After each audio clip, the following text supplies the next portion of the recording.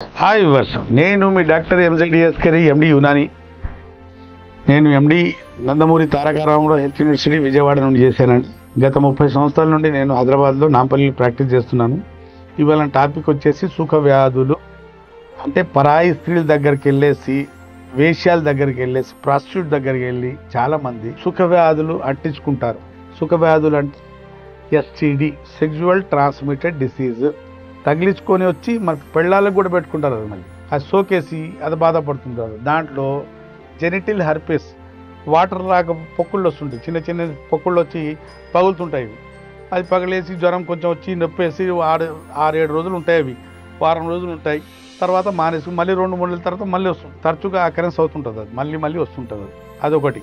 రెండోది syphilis, gonorrhoea, UTI, prostatitis, prostate infection, పొరచర్మం మీద బాగా పొక్కులు రావటం, పగిలిపోవటం, లేకుంటే దుర్వాసన రావటం, మూత్రంలో మంట, లేకుంటే మూత్రం ద్వారం వల్ల ఎప్పుడైనా పస్సు రావటం, తరచుగా భార్య యోని దగ్గరికి వెళ్తే దుర్వాసన రావటం, సెక్స్లో ఇబ్బంది, వీర్యం వచ్చిన మంట, లేకుంటే అంగం మీద అప్పుడప్పుడు పొక్కులు రావటం, పుండ్లు రావటం, ఇవన్నీ వస్తుంటాయండి.